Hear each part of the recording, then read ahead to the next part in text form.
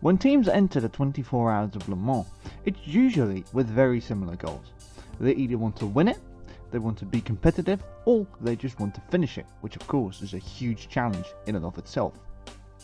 This has pretty much been this way for decades, with one very notable exception in the late 1980s. As I've talked about in a previous video, Le Mans was at the peak of interest during that time, mostly down to the rise of Group C.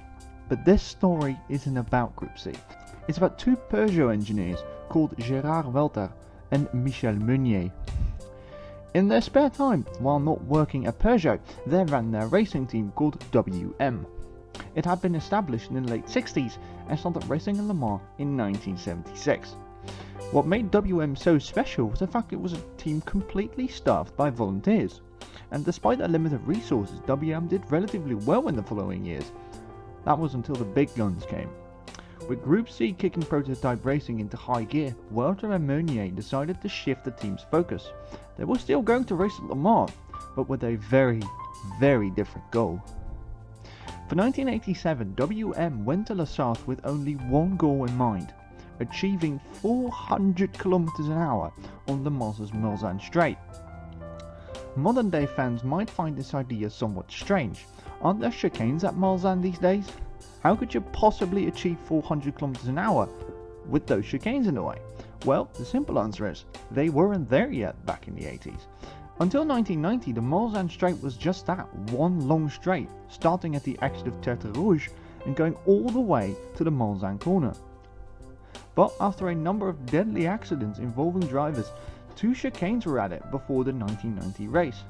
They were also added because FIA would no longer allow races on circuits with straights longer than 2 kilometers.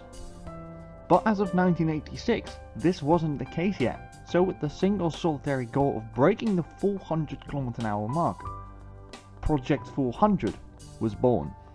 The first attempt came in the form of the P87. It was fitted with a completely new body, which looked noticeably different from previous WMs. For the engine, Welter and Meunier did not have to look very far. They got backdoor support from their employers, Peugeot. The company provided power in form of a 2.8 litre PRV V6 engine. Fitted with two turbochargers, the power output was somewhere near 850 horsepower at full boost. Peugeot also assisted WM by opening up the wind tunnel on Sundays. During 4 months, this allowed the team to develop their new body shape. Crucial in the P87's design was the car's width. Because the body was very wide, it encased the wheels, thus reducing the amount of drag.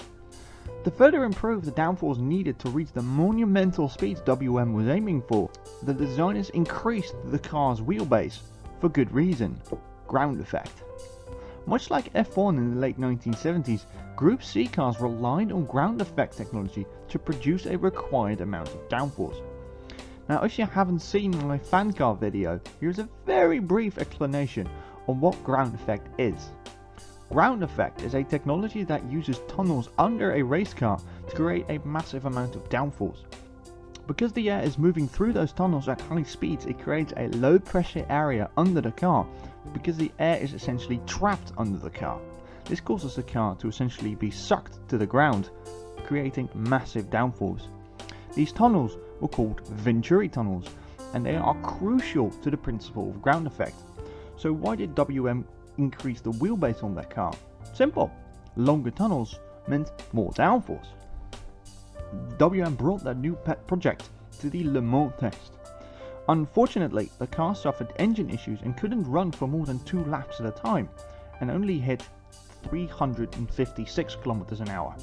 But at a private test later that year, the P87, without any engine troubles, reached a staggering 416 km an hour. It seemed like the team was ready for the big one. Unfortunately, it was a short affair. Fuel problems caused the engine to seize after just 13 laps of racing. In that time, the P87 had been clocked at 381 km an hour.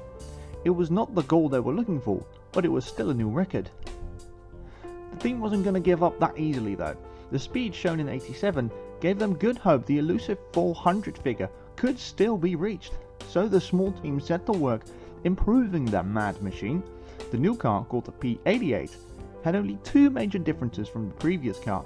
Firstly, the engine was upgraded even further, now producing an absurd 900 horsepower at peak boost. Secondly, the suspension was also revised, allowing for even bigger Venturi tunnels, so even more downforce. Not taking any chances, the team also fitted the old car, the 87, with the same upgrades and arrived at Le Havre with two cars ready to shatter their own record. During the race, both cars once again ran into problems. The P87 was retired after just 13 laps with a transmission failure, and things also looked bleak for the P88, suffering from engine management and bodywork issues. After spending 3.5 hours in the pits, the team sent out the P88 for one final all-or-nothing attempt. The driver, Roger Doshi, did a few laps before being taught to turn up the boost to the maximum 900 horsepower level. This was, combined with the car's previous problems, essentially a death sentence for the P88. After a number of laps, the car returned to the pits where electrical, cooling and turbo issues eventually led to the car's retirement. But the news from the radar point was good. Very good. Doshi had crossed it at 400 km an hour for several laps. The fastest run came in at a staggering 407 km an hour. However, since then the official figure was set at 405 km an hour. Why? Because it happened to coincide with the launch of Peugeot's new 405 road car. Gotta love a bit of branding, right? Welter and Meunier had achieved their goal. Project 400 had succeeded.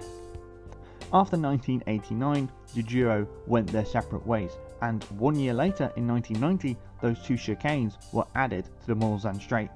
That means that the WMP88 will most likely forever hold the record of the highest top speed in Le Mans history.